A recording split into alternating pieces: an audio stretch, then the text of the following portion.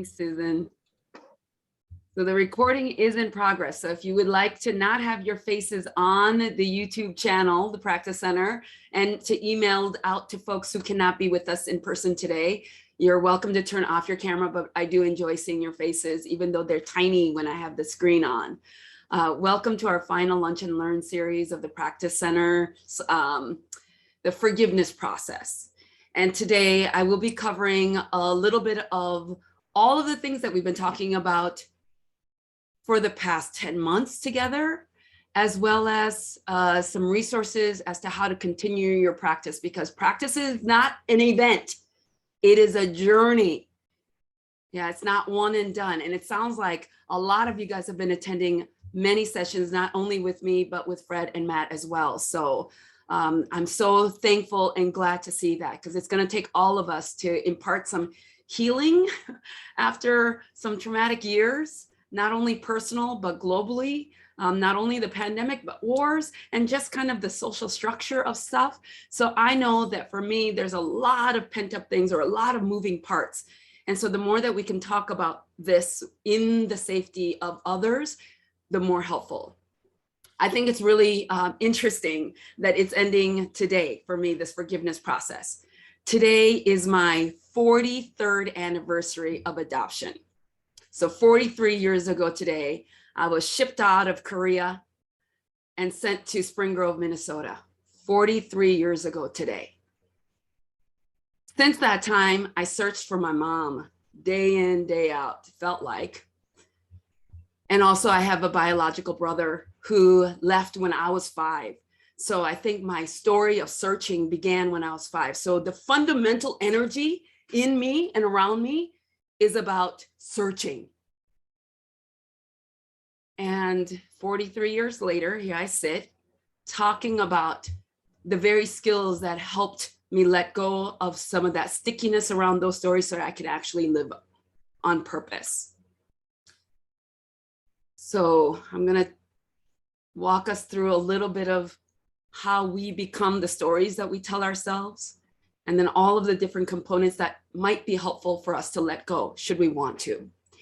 But before we do all that, I want you guys to take a moment and settle in. So I invite you to just really take an accounting of where you are. So what does your surrounding look like? How's your body feeling? Take a deep breath. And what do you smell in your space? How does the chair feel on your tush? So really settle into this moment, recognizing that you've had half of a week already. So you might have a lot of thoughts going around in your head. Can you put that down for a moment? You might have a mixed bag of emotions that came into the space with you. Maybe you can let that go for a moment and really just settle into this present moment. And if you feel comfortable, go ahead and lower your gaze or close your eyes as you engage in a full and complete breath, whatever that means to you. And notice the breath reaching your belly as your belly inflates with your inhale and deflates with your exhale.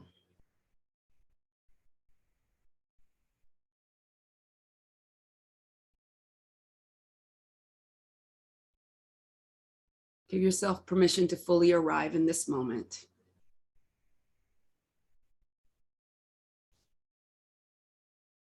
And in this final breath with your eyes closed, see if you can really allow that exhale to be intentional, purposeful.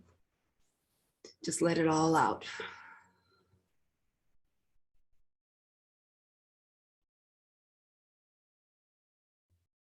Welcome, everyone. Beautiful to see your faces and your names floating around on the screen. So this search, this energy of searching that I've carried with me my whole life has brought me here to this day that also turns out to be my birthday, that I didn't realize was my birthday. So here's how the story goes. 1979, I arrive in Spring Grove, Minnesota. Spring Grove, Minnesota, tiny little town. It's the biggest Norwegian community in all of the US. You might have heard me say that fact before. I don't know if it's still the fact, but it was back then. So I arrive and it's March in Minnesota. You guys, the snow was up to my hips. there were like, lived out in this farm and we had to like take these giant steps to try to get in. We couldn't even drive into the driveway. So we get there, I'm with this new family. They're all white and Norwegian. And here I am speaking not a lick of English. And I'm in this family. I have to call this new person mom, this new person dad, and these new 2 little boys, my brothers. But I already have a brother. Where is he? Is probably what I'm feeling and thinking. But I'm going to make this work, because the stories that we get told in the orphanages in Korea is that you better behave. Otherwise, you will get sent back. And being sent back was not good. This was not a safe place for me to grow up. So I tried my best to be a good girl and to behave myself. So right after, so I arrived March 23rd. April 23rd is what my birthday is, according to the documents that I was sent with. So as we're approaching my birthday, we're gonna have a party. I've never had a birthday party before. This was pretty exciting. But as we're getting closer to the date, we have March 23rd, I think, as the birthday. Friends are gonna come over. Okay, friends, I'm putting them in quotes because they're all strangers. I don't even speak their language, but we'll have friends coming over. There's gonna be a cake, there's gonna be a thing. This is new to me. In orphanages, you don't really get birthday parties. But as we get closer to the date, something feels off. And I'm trying to communicate that I think this is not my birthday. I think my birthday is the next day or the other day, or something to symbolize or say another one. I don't know, because I don't speak English. But what came out of this exchange was that I was told that I was greedy because I wanted 2 birthdays. I was greedy because I wanted 2 birthdays. As if I knew what birthdays and birthday parties meant. I didn't. But I knew that these new people who I had to impress told me I was greedy and that I was wrong. And that I don't know where the communication error happened, but I know that I internalized that I was this greedy girl that wanted too much. That became a big part of who I saw myself as. I lived with that year after year after year after decade. During this time, I told you I was searching for my biological mother, because I don't know, some of you guys work with children who have been separated from their families of origin. So you might have heard some of the fantasies of, when I find my mom, that's going to fix everything. When I find my real family, that's going to cure everything that's wrong with me. Yeah, I had that narrative pushing me. And so here I am at 38 years of age, and I find my mom. I find her, and I find my brother as well. One of the things that I learned from that is that, oh yeah, mom celebrates your birthday by eating seaweed soup still, my brother said. So I've been gone 30 some odd years, and my mom still celebrated my birthday by eating seaweed soup. And I said, but it's March, why would she do that? My birthday isn't until April. And he says, no, you were born March 23rd. Mom changed it for schooling. So I was right. The day was wrong. I was right. But guys, it was 30 some odd years later. Decades later, I had already become the story that I told myself, which was that I was greedy, I wanted too much. And that informs a lot of the ways that I move through life. That informs a lot of the way that I chose to suffer. This is me. I'm a greedy person who wants too much. That impacts a lot. So I share this with you, not because my story is any interesting or more interesting than another, but it's just a signal that, boy, even without intention of screwing up a kid, you can really screw up a kid. Even under the best circumstances and the greatest intentions, right? That miscommunication is a thing. And that how I took in that message really mattered. And it mattered in a very significant way. It mattered in the way I interacted with my friends, the way that I reared my children, the way that I showed up at work, what I was willing to say and not say, because my willingness to try and communicate in this other language resulted in me being worthless, it felt like. Like it really tied into my worthiness and belonging. So the reason I talk about it here, this is, you guys are in the middle of a workday, most of you. Yeah, this is funded by the state. And you're being asked to attend or invited to attend because who we are in our day-to-day life, some of us think that we can compartmentalize, right? I'm gonna be a hot mess in my regular life, but at work, I'm gonna be put together. Well, I mean, we know that those are not facts. We are who we are no matter where we go. So it matters because our coworkers are bringing in stories of who they are and what that means. Your employees, your staff, yeah, your partners, your children. We are who we are. And if we don't have a system of excavating our stories and figuring out how to find some sort of way to regulate ourselves, we tend to get into trouble. And more importantly, it's the creative part of our brain shuts down. Our ability to kind of manage our stress levels shuts down. And that does not bode well for society as a whole. I'm going to get hyperbolic here because to me, this is about world peace. But seriously, this is about our internal peace that eventually results in the way that our communities are impacted, the way that this world is impacted. Yeah. So the reason that it matters to you personally is the same reason that it should matter to our employers, our staff, our community. It's the same reasons. Okay, I will be sharing my screen now. You guys are welcome to take screenshots and use any of this. At the end, I will be linking the resources in the video on the YouTube channel. So if you don't get a chance to take the screenshot, that's okay. It will be available to you again. Oh. Okay, that is not the one.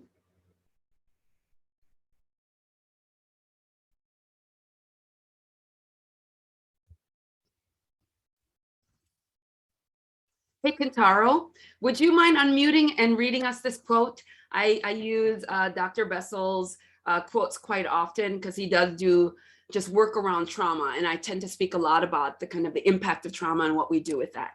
Kentaro, are you available to do that? Thank you. Yes, yes. Being able to feel safe with other people is probably the single most important aspect of mental health. Safe connections are vital to meaningful and satisfying lives. As long as you keep secrets and suppress information, you are fundamentally at war with yourself. The critical issue is allowing yourself to know what you know. That takes an enormous amount of courage. Thanks, Kentaro. Of course. Part of what I show up to do is not only share my story, but also cultivate some sort of relationship here where you feel safe enough to figure out what it is that you think, what it is that you feel, and what it is that you are doing or not doing around your own stories.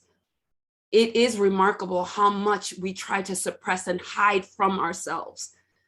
When I was acting up, when I was acting out, and the way that I acted up and acted out was I would become like overwhelmed with like violent thoughts every time I felt not seen or felt worthless or like I didn't belong, like those memories of my parents telling me that I was wrong and greedy. When that feeling rose up, I would yell or run.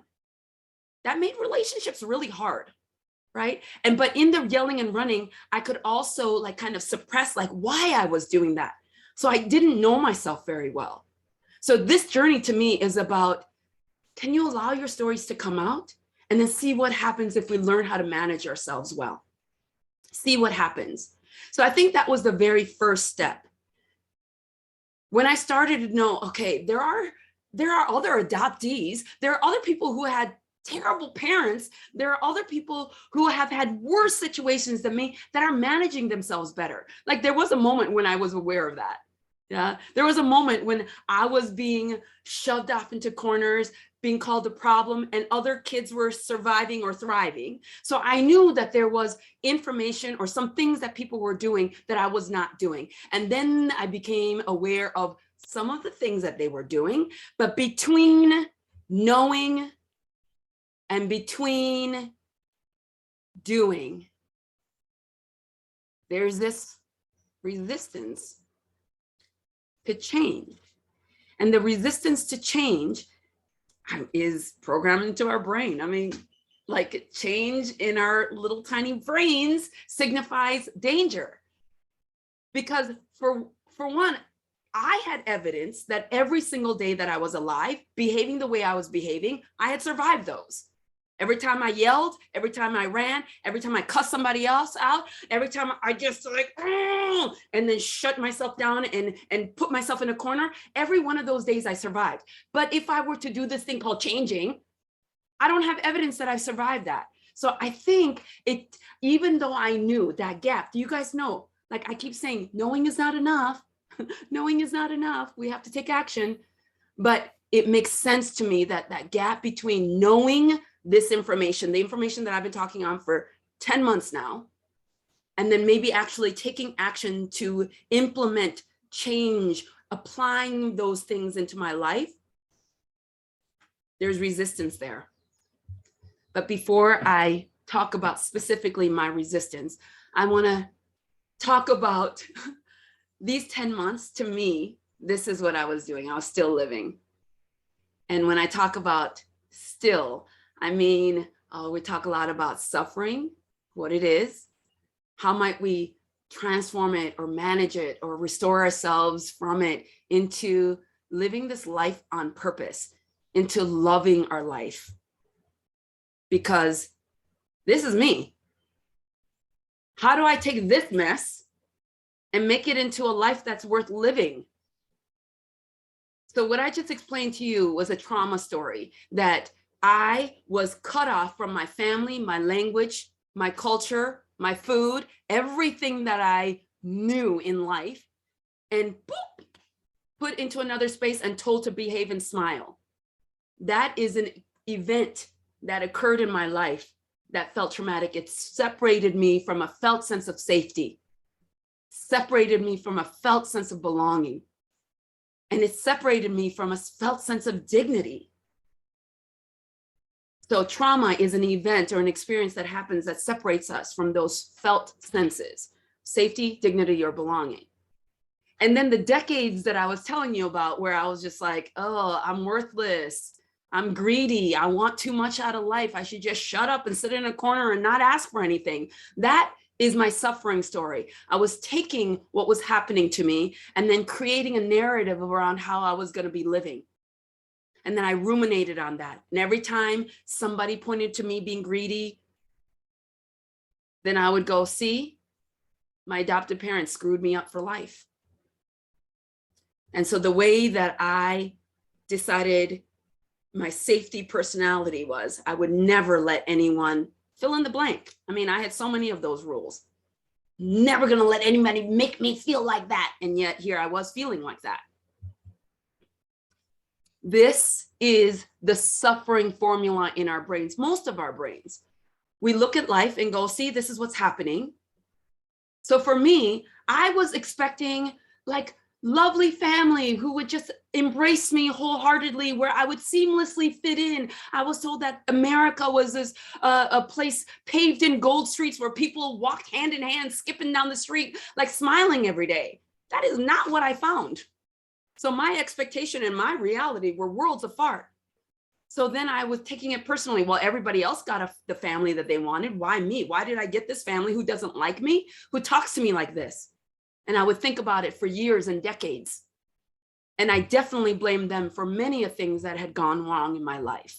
This is suffering scenario. So think about for yourself, what expectations are not being met in your life, at your work, in your family, with your spouse, with your kids, with your in-laws.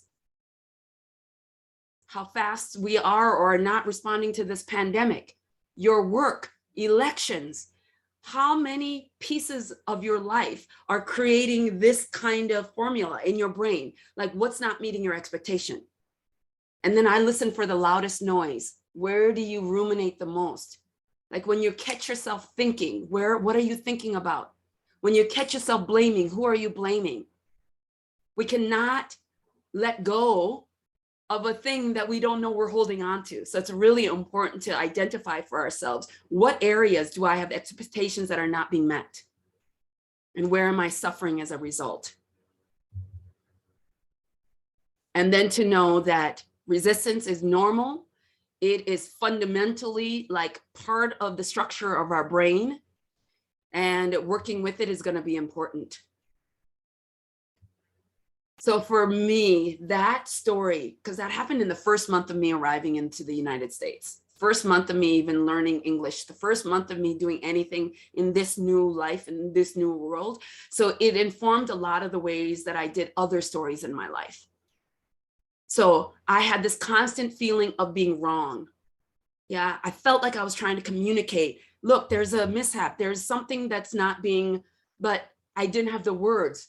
And English also being a barrier, I always had a sense of feeling wrong. I was just wrong.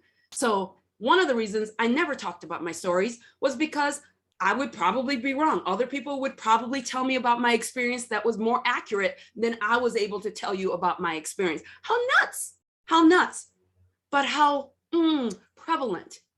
How often are you told that, no, we call it gaslighting nowadays. There weren't words for that in the 70s. There were not words for that in the 70s. But now we call it gaslighting. No, your feelings are wrong. Your stories are wrong. Your memory is wrong. No, that's not how it happened. That's not how you felt back then. How would you know? We barely know ourselves. How would we know anything about somebody else's experience? And yet here we are walking around as if. So this was one of my most common resistance to a lot of stories, not just that story, that I was probably wrong. Was probably wrong. And I know for you guys who have been hearing me speak for like 10 months, where I'm like, facts, here I am. I know all the things. No. That's a learned thing now, right? But for a lot, my internal landscape was I'm probably wrong. There's other people who know this better than I. I don't have a degree. And so somebody with a PhD behind their name probably knows more. I have all the reasons why I'm probably wrong and you're probably right. I'm wondering, when you notice you resisting whatever change, do any of these come up for you? This is particular to forgiveness work, but I'm wondering if any of this makes you go, oh yeah, that is me. That is me. We cannot overcome that which we're not aware of. So overcoming my resistance, if I didn't recognize that, oh man, doesn't matter what arena, I always feel like I'm wrong. So how do I lean into, I have a right to my story. I have a right to my voice. I have a right to be heard, which coincidentally is step number 1 in the forgiveness process, being heard, finding your voice, speaking up, finding a group of people that are willing to just be there with you and listen. So overcoming resistance, first step is to recognizing that we all have resistance to every aspect of change, especially along the forgiveness world. There is resistance that is natural. Do you know yours? What are you willing to do about that?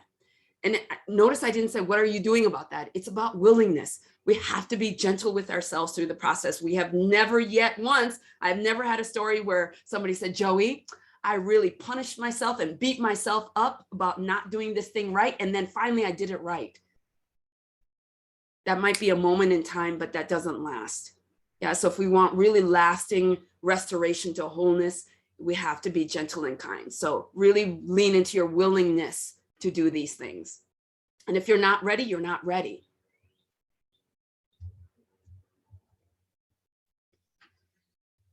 So that beginning story, like it didn't all of a sudden get better after that. Yeah. So if you've been with me for the 10 months, you've heard me say that at one point in my teen years, my adoptive parents that decided that they had enough. And I was put into a mental institution.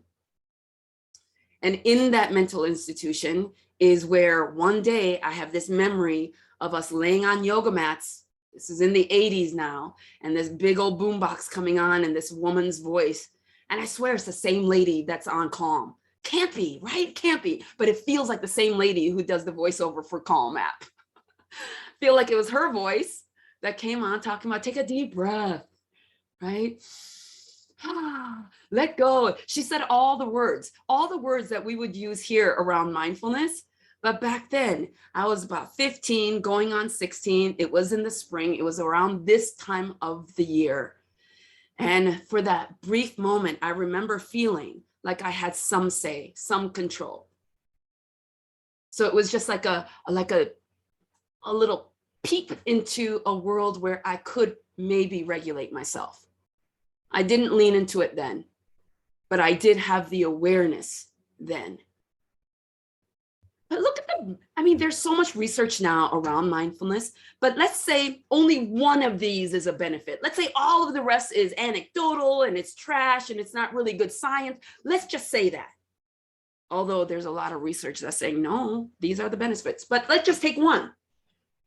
Personally speaking, if I'm like, this is going to help increase my emotional regulation, meaning that I'm not going to be afraid the next time I get angry. When that anger arises, that I know I have the ability to think about it, really feel it, remembering that about 90 seconds or so, if I just stay with my breath, stay with myself, that emotion will dissipate, that it's not going to take me over a cliff because I was irregulated. So often I'd be angry and then I would have to have this outburst or take off because I was so afraid of what that anger would do, that I thought I would implode, that I thought I would take us out, that I thought I would have to jump over a cliff to let it end. I didn't have any trust in myself to manage my emotions. So I couldn't talk about it. I just had to act, right? So to just this increasing regulation is what I got out of mindfulness. And the only reason I started actually practicing it as an adult is because somehow at age 18, I was put in charge of dealing with youth. Mind you, I just said I was 18. But somehow somebody decided that I would be in charge of taking at-risk youth from North Minneapolis, that they called Murderapolis at the time, at-risk youth from Murderapolis into the boundary waters where there were bear and moose, where we had to dig holes to go pee and poo and take our drinking water from. Somehow somebody decided that I, as an 18-year-old, would have the skills to manage at-risk youth. But you know what? They must have been right, because I've been working with them ever since. Ever since, I'm like, oh my gosh, this is me I'm working with. I'm at risk. We're all at risk. We're all at risk of emotional dysregulation. Some kids, some of us are systematically more disadvantaged because there are systems in place that uphold one where at the price and the cost of others. So for all of the reasons, I thought, oh my gosh, these kids really need me to like know what I'm doing. And immediately then I could see that no matter what it is that we're teaching, no matter what it is that you want from your staff, no matter what it is you want from your kids, or what great idea we have. You heard me say that the idea, it's not good enough. We have to be in a space to receive it. So it's like that tumultuous water. You're not going to throw priceless jewels into stormy waters. I mean, you probably wouldn't throw jewels into water, but if you had to, you would want it to be calm so you could see where it's going, so that you could retrieve it, so you could see the ripple effects, right? And for me, when I'm dysregulated, and it's, I mean, clinically speaking, like our vagus nerve will actually shut down our inner ear when we're emotionally irregulated, right? When we're emotionally hijacked, it literally shuts down parts of our hearing system. So when teens go, they don't hear a word you're saying, that's true. Unless we feel some sense of safety. So this regulation, for me, I got a peep of it, but it only mattered to me when I thought, ooh, these kids need me. Yeah, they can't have me going off the rails because they need me for me to co-regulate with them. So I have to be calm, they have to be calm, so that then I can teach them how to have safe sex, because that's what I was teaching some of those times, how not to use drugs, you know, all of these curriculum that we throw at teens. But first and foremost, I think it would be beneficial, and all the social emotional learning research will say so too, is first we need to learn how to feel safe within this body. And we anchor that in breath. The safety breath, you know, the breath that when you inhale, it allows our belly, you know, 2 inches below our belly button to inflate. And then that full and slow and complete exhale. It's in that breath that we can turn off that sympathetic nervous system, turn on our parasympathetic nervous system, that feed and breathe system, the system that says, okay, I'm chill. I can now hear you a little bit better. That. I need that, you need that, our kids need that. Doesn't really matter who, but this is the single greatest indicator of success, according to the Harvard metadata analysis, is that our ability to emotionally regulate ourselves is the single greatest indicator of success, no matter how you're defining success. So let's start here. So if you have a team and you're like, oh my God, they're not listening, let's start here. Yeah. If you have family members, your children, oh my God, they're not listening. That to me is a really good indicator. It's like, let's chill out the vagus nerve. How about that? And we can do that through breath. It's pretty cheap, available to us, but it does need practice. So the first step was about mindfulness. And then the second step was, this forgiveness stuff. You guys, this forgiveness stuff. Before I was ready, you couldn't get me to do this, because forgiveness was taught to me in a church way. My adopted father was a Lutheran pastor. So immediately my first Sunday, I was at church, where church talks about forgiveness in a way that I could not comprehend, grasp. It was not for me. It again told me it was about some other people. It wasn't for me. And it was really through Fred's work, the Forgive for Good process, where it gave me a way to manage it that my brain could handle. It was about steps. And the steps started with me. And I'm like, oh man, if you haven't been hurt, if you haven't been heard your whole life, then to be heard, for it to start with you matters. How often am I in pain and then having to manage other people's pain? It's like, yes, I can do it for a certain amount of time, but I don't have space. I don't have the capacity. So this forgiveness process really was about me letting go and making space so that then I could hear you. So that's the definition of forgiveness. And then embodying the forgiveness process for me was about, how do we incorporate mindfulness and forgiveness in a way that's not just up here? How do we allow this information to travel the 18 inches to our heart and then further into the remainder of our body? So when we first came in here and I asked you to really fully settle in, notice your thought, notice your motion, notice your breathing. So this is about an embodied practice. And the way that I always vet whatever it is that I am doing is, what am I thinking about this? How do I feel about this? And it's important to go, where am I feeling? Because for me, it's interesting that now I can differentiate stuff that makes me feel icky in my stomach and stuff that gives me a sore throat. Yeah, the stomach is almost like deep-seated emotional stuff that I haven't yet dealt with. That's been coming up because I'm doing a current father search through DNA. And every time I think about that, my stomach churns. It's weird. In a way that when I'm just angry, it's like right here. So it's about embodying. When you're telling your grievance story, how you were wronged. Like, where do you feel that? So during our process of the workshop, and we have several facilitators here, it's nice to see you guys, that it's really about not just telling your story, but feeling it and really being present with yourself to hear yourself tell the story. You are a part of hearing. Because again, you know that Vanderkolk quote at the beginning about being at war with yourself. It's like one side is trying to tell the story. This is how I was sad, but shut up, Joey, don't be sad. Look at how lucky you are. Right? That's the two sides being at war. Whereas in this process, when we're telling our grievance story, it's like, yeah, both of you guys, breathe and listen and be here. And sometimes it comes with tears, sometimes it comes with anger, sometimes it comes with a total like wanting to just shut down and hunker in. Whatever your process is, it's really important to embody it. Learning how to be with ourselves through these emotions, and then coming out of it going, oh, I did it. It did dissipate when I'm just sitting here. It didn't take me over a cliff. That's a really important awareness. So telling our stories to be heard, and then approaching our willingness to grieve, because forgiveness, that ability to let go, to take charge of our life, that only happens on the other end of grief. Those are tied. So it's not, I can't let go if I just pretend like I wasn't hurt, pretend like I didn't lose anything. We have to be willing to grieve. Some of us aren't willing yet. That's okay. For me, grief at the beginning sounded like weakness. Like, you want me to do what? Cry about that? Please. I have too many things to do. I have kids to raise. I have a job to go to.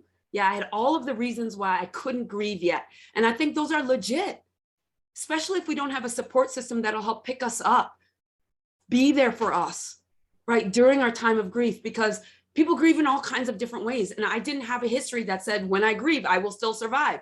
I did have evidence that says, if you just like shove it way down, then you can survive, right? So to make that change really took a lot of emotional courage, as it said, but also support from others. Some of you guys have specifically been in groups with me where you have helped me along this grieving process. So to be heard and to lean into our willingness to grieve so that we can really find clarity around, wait, do you really know what happened? Do you know what you're mad about? What did you do? How do you feel about it? To find clarity is king. Before then we move on.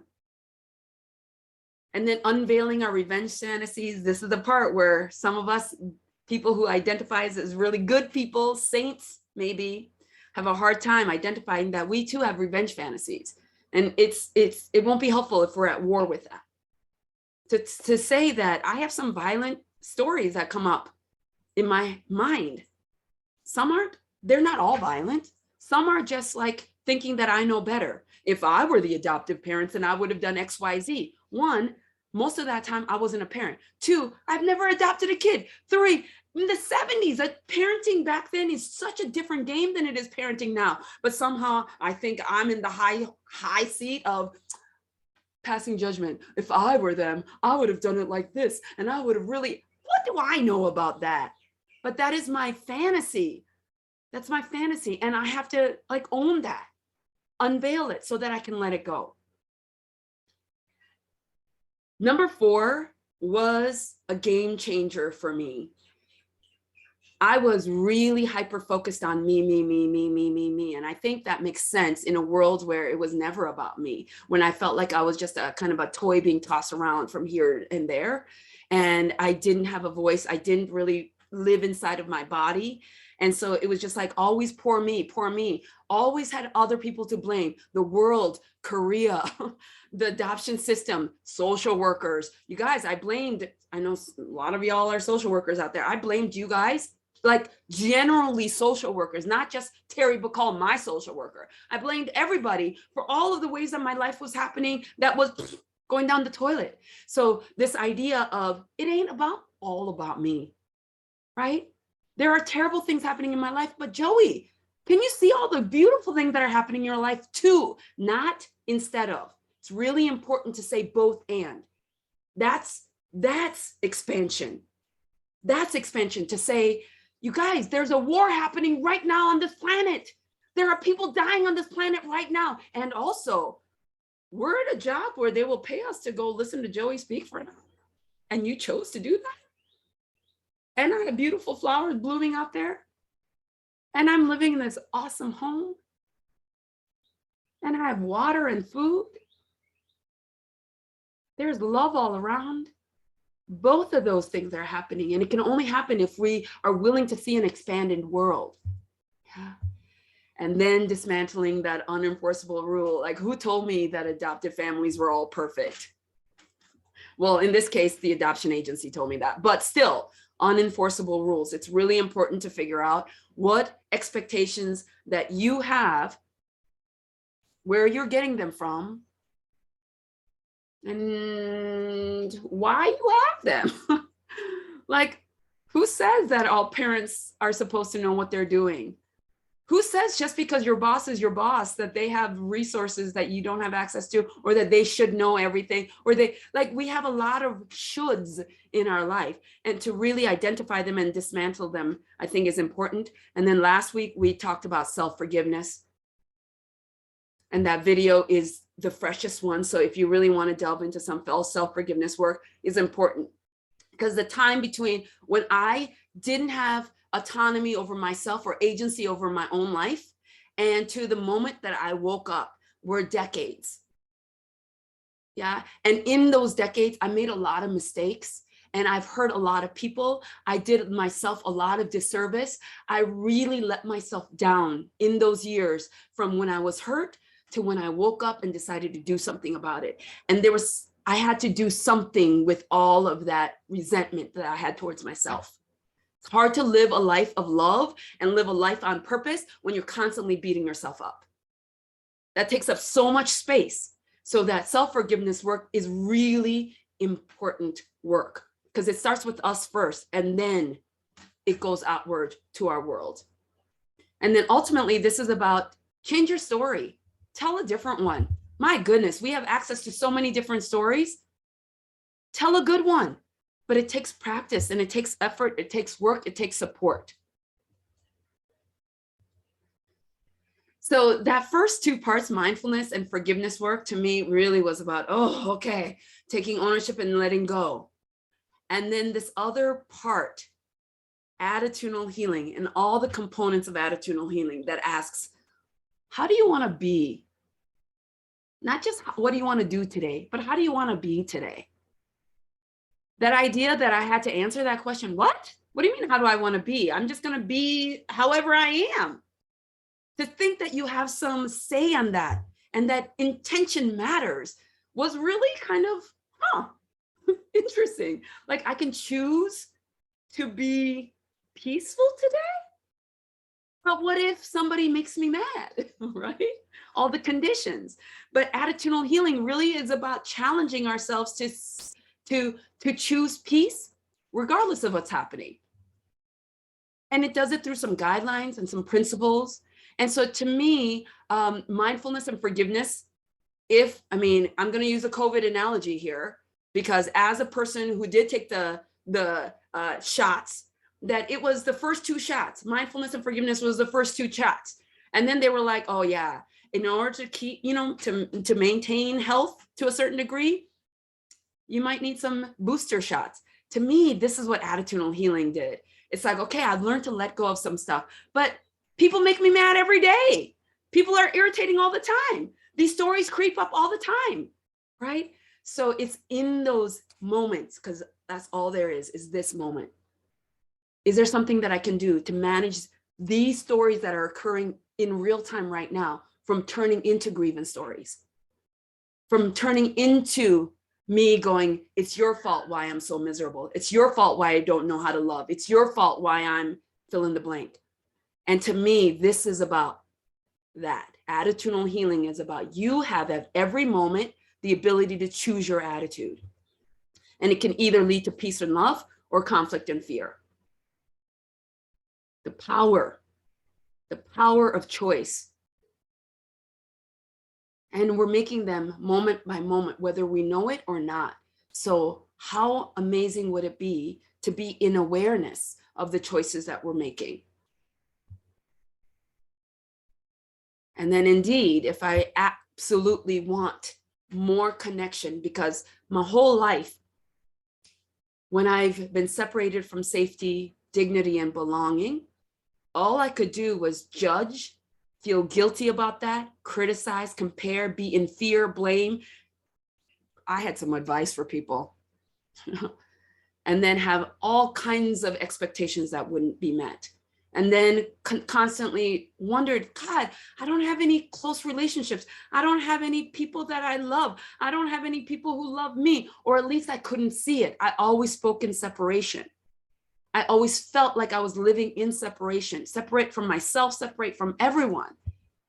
So in terms of ongoing, I mean, all of those then turned into more and more grievance story. Every time I couldn't make it work with a partner, yeah, that turned into a big old grievance story. And I'm going to be leading a whole mindful forgiveness on divorce, you guys, in April, because I didn't have the skills. I continue to build stories around grievances. So now what does it look like?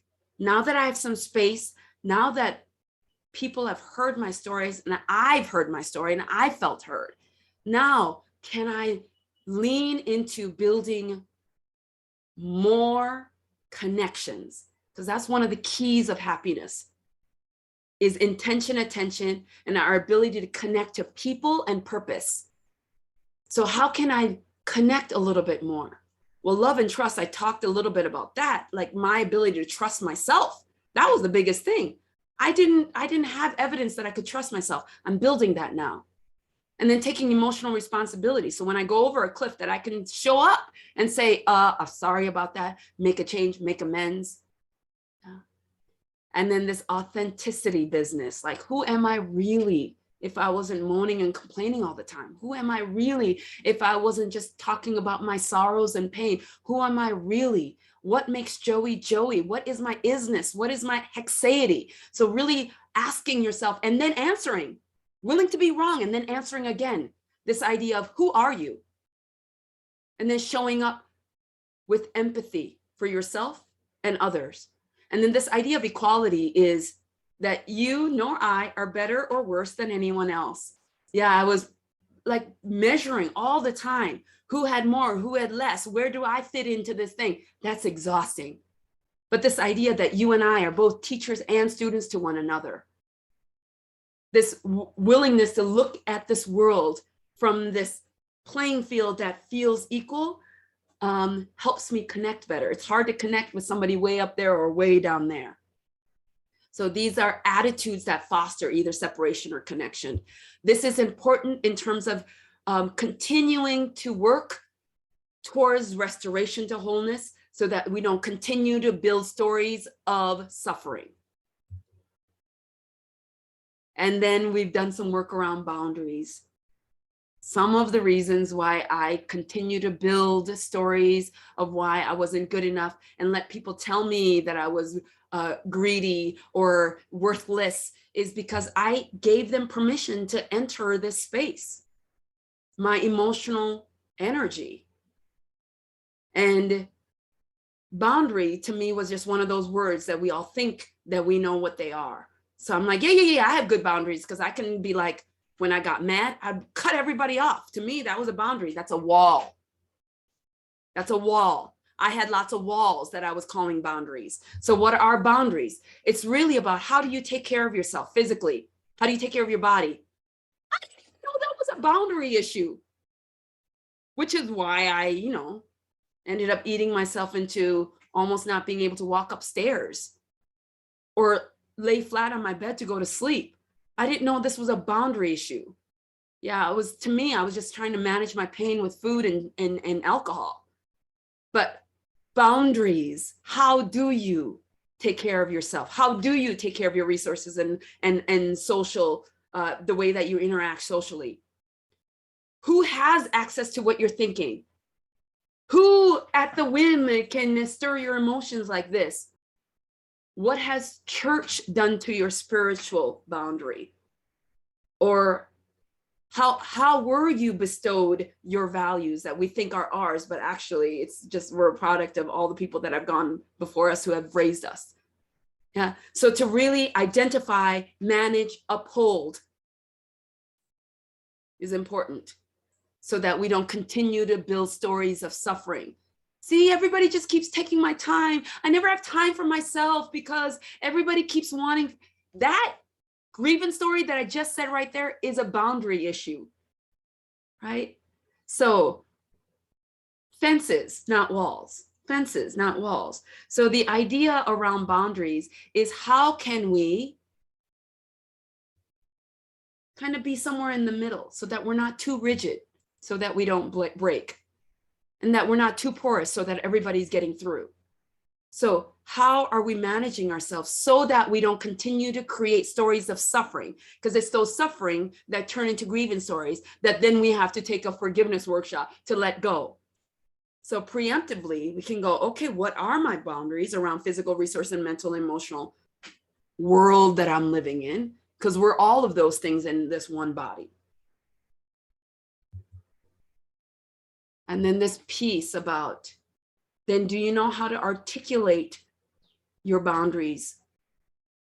Do you know how to articulate your wishes, your hopes, your desires to the people in your life? I preemptively assumed that nobody would have my best interest. No one would do right by me. So my way of communicating was, first of all, I'll do it solo. Second of all, after you do it wrong because I never told you what I actually wanted, then I will cuss you out and then probably cut you out of my life. How is that communication? And yet there it is. That's what I've done most of my life. So this idea of, Joey, what do you really want? I was like, I don't know. Whose job is it? Do you know what you want? Do you know what your hopes are? Do you know what your wishes are? Do you know what your heart's greatest desire is in terms of relationships, in terms of what you want for your family life, in terms of what you want at work? Do you even know? Because that's the first step. Then before you communicate that, and we communicate that from our heart brain, not from our brain, from our heart brain that says, I wish this would happen. I hope that you will. I hope that I receive. And whenever I speak like that now, my stomach does a little flip, because the possibility that I will not get that. And then it's out there. My hopes are out there, just dangling. That's vulnerability. That I've just put my hopes out there, knowing that I could get a big fat no. Knowing that publicly I could be told no. But I have evidence now that I can not allow that to turn into shame. So to say that, hey, I love you, and the way that you can love me back is X, Y, and Z. This is how I receive love. Boy, that was a hard thing to say, because one, I didn't know. So the question is, do you know? When I say living life on purpose, right? Having really lovely relationships, what are the components? Do you know? Have you sat yourself down and asked yourself that? Because that's part of what our forgiveness story would look like, is moving forward. What does your life look like? What do you want? What do you desire? And then if it involves other people, then we need to lean into this courage in conversations. So the things that we've worked on during our time together, the work that's out there in terms of research and books and books and books and research that we've brought in here in bite-sized chunks over our lunchtime has been around mindfulness, forgiveness, attitudinal healing, the formula for happiness, resistance, boundaries, courage in conversations. That's what we've considered.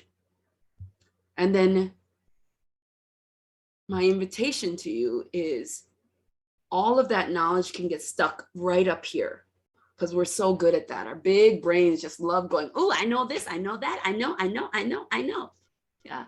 Every time we say, I know, I'm wondering if we can remember to breathe and have that knowledge ooze down into our bodies, right? Where our vagus nerve can relax a little bit, because that happens inside of our body.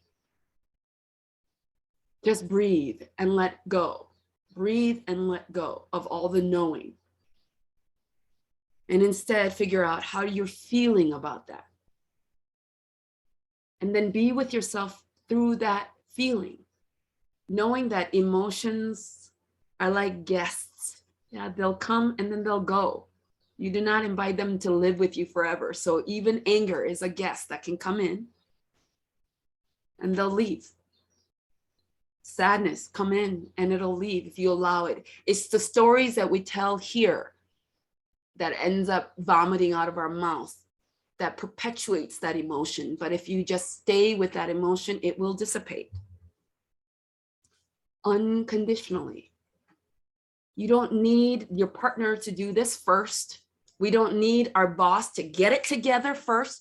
We don't need our employees to get it right first. Okay? So that we have access to this unconditionally.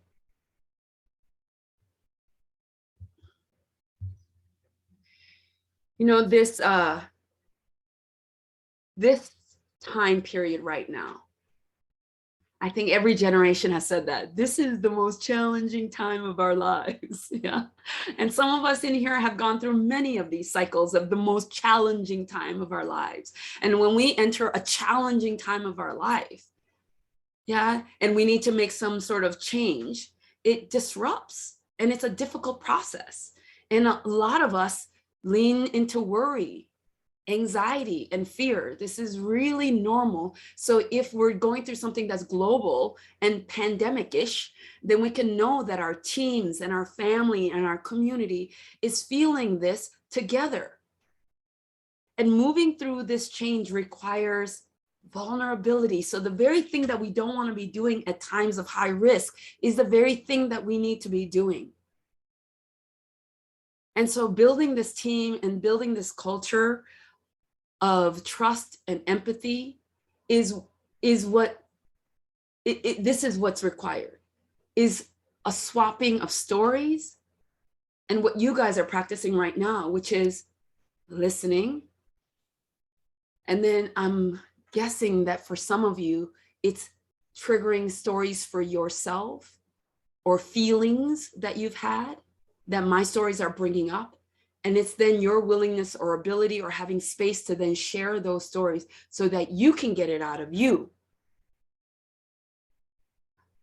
That's the key. So it's not just practicing on our own, it's finding a community to practice with. So what might that look like among your team? What might that look like? So even like I talk about meetings all the time. So in front of before a staff meeting, instead of going straight into the business of 1, 2, 3s, to really spend some time to regulate and then to co-regulate so that you and I can sit together, and then to be willing to say, when you say that, it makes me feel that statement. How safe do you feel within your teams right now in terms of work? How safe do you feel in terms of being able to do that at home? And then what would it take for you to build that ability to do that, the capacity to feel safer? Again, this work is not an event. It's not one workshop. It's not one class. It's not one conference. It's a journey. Yeah, and it's hit or miss. It's not something that you don't have to think about constantly, but it is about a willingness to talk to others. So this information, if you gain some information that was like, oh, that's good, it will really help embody it if you then talk to somebody else about it. So maybe somebody in this space, so you're finding a name that feels comfortable and safe to you. Or it's going to your team and saying, hey, can we create some sort of way for us to connect around these topics? That will increase. I mean, gosh, we live in a capitalist society, so our things are measured in productivity and stuff, right? But this is what will help increase productivity. But more importantly, it will help us feel better, feel connected. So if this work feels good to you, next Wednesday and next Friday, I will be doing an attitudinal healing session. If you're like, oh my God, I can't believe this stuff is ending, please know that attitudinal healing stuff will continue. And so if you would like to join me next Wednesday, I'm going to put that up on the board right now. But I want to close with this. When I was 13, my family had met up in the Pacific Northwest, another family from Hawaii, and we did a house swap. So when I was 13, I visited Kailua and stayed there for a month. And it was the first time in my life when the questions asked of me, when people would look at me and see me, people didn't ask me, what are you? Which is the common question that I got and still get. The first time I ever heard the question, what island are you from? What family do you belong to? Is the first time that I had a sense of belonging. The first time that I had a sense that, wait, I could actually be a part of someone, something. So when I was 13, the summer of when I was 13, I decided I would move to Hawaii. I packed up my 3 young babies in 2015 and moved here. I didn't know anybody. This was not my work at the time. And it feels really soothing and comforting and apropos and right that I will be concluding on March 23rd on my 52nd birthday, on my 43rd anniversary. I would be presenting for the state of Hawaii, the place that made me start feeling like I belonged, felt like I was at home. And so I'm hoping that some of this information that I've been able to provide for you over the 10 months has given you some access to the same feelings, that you have access to belonging, and that you have access to feeling whole without a whole lot from the outside. So I feel really honored and thankful. So I'm going to be putting up on the board our next event. So next week, you guys can take a screenshot. The address is right there. And then you'll see Laura right there. And I know that Carolyn is here as well. So this is the Attitudinal Healing team. We're going to be doing a presentation on Attitudinal Healing parts 1 and 2 next Wednesday. So a lunch and learn series. And then from there, we will be announcing our peer support group, which is 6 weeks where you get to come in and talk about your story and practice being vulnerable if that feels good to you. And then in April, I'll be having 2 mindful forgiveness sessions. And a lot of this is still state funded. So this is all free to you guys. So I hope you take advantage of it. You can find more information on the practicecenter.org. So divorce, if anybody's gone through a divorce and want to talk about it, here we are. If you work with adoptees, if you are an adoptee or grew up in the foster care system, I have another one that's specifically talking with stories about those 2 events. So hope to continue meeting with you, sharing with you, learning with you. But I appreciate all the time and energy that you guys took the time to come and be here. I appreciate that so much. So thank you very much. Until the next time we meet, I appreciate you. Thank you. Please remember to continue to practice. Yeah. All right. Aloha, everyone. Thank you.